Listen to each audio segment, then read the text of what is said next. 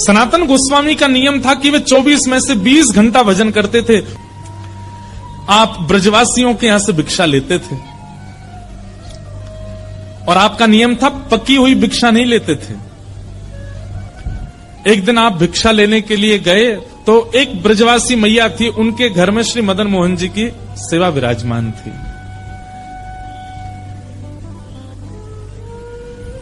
आप रोज मैया के यहां जब भिक्षा लेने जाते तो जब किवाड़ खुलती थी तो आप बाहर से ही दर्शन करते थे, भीतर छोटे से मदन मोहन जी विराज रहे हैं।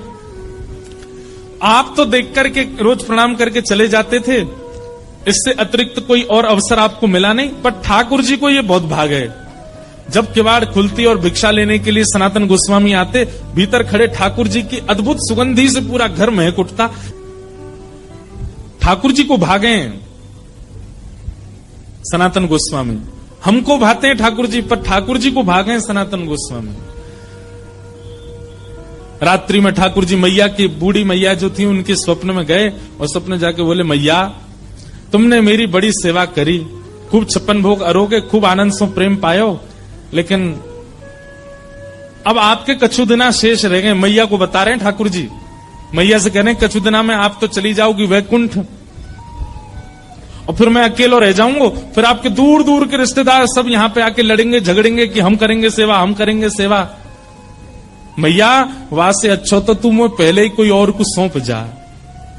तो मैया ने स्वप्न में ही पूछा, जय जय कौन है, कौन ऐसा सुहागन है जिससे आप अपनी सेवा कराना चाहते हैं? तब ठाकुर जी बोले, मैया एक बाबा तो भिक्षा लेवे आवे, सनातन बाबा, वही को तू मुझे पधरा दे, मैं वही के पास ही अपनी सेवा करवाऊंगा। मैया पहले तो बहुत रोई, बोले मेरी सेवा में कोई कमी है ठाकुर जी? बोले कमी नहीं है मैया, तू बस कछु दिना की मेहमान हो रहे।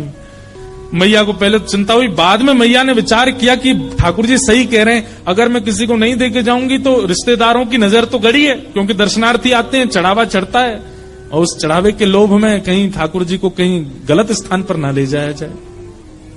तो अगले दिन मैया ने श्रृंगार किया, भोग लगाया, इतने में ही बाहर सनातन गोस्वामी आ गए थे भिक्षा लेने। तो मैया गई और रोते रोते बोली, बाबा कल रात में स्वप्न में ठाकुर जी आए और आकर के मुझसे कह गए कि मुझे तो बाबा दे दो, अब तुम यहीं डटे रही हो, मैं ठाकुर जी को ला रही हूं, उनको सब श्रृंगार सामग्री सब आपको दे रही हूं, ठाकुर जी को ले जाओ, आप ही सेवा करो बाबा। सनातन गोस्वामी बोले, मैया मैया रुको रुको रुको रुको, हमको श्रृंगार करना नहीं आता, हम केवल नाम जप करना जानते हैं, राधे कृष्ण कृष्ण कृष्ण राधे राधे, 20 घंटा यही करवाओ हमसे। अब किसी की रुचि नाम जप में होती है, किसी की रुचि सेवा में होती है, किसी की रुचि कथा में होती है, किसी की रुचि परिक्रमा में होती है, किसी की रुचि भोग में ही होती है। सनातन गोस्वामी बोले, दूसरी बात, सेवा तो सौभाग्य मेरे पास ठाकुर जी आएंगे, पर आपका इतना सुंदर भवन, इतनी बढ़िया व्यवस्था, मैं तो छोटी सी कुटिया में रहता हूं और जमुना जी में बाढ़ आ जाती है तो मेरी कुटिया तो बह और जाती है, उसमें ठाकुर जी को कहां विराजमान करूंगा? मेरे यहां कोई महल नहीं है,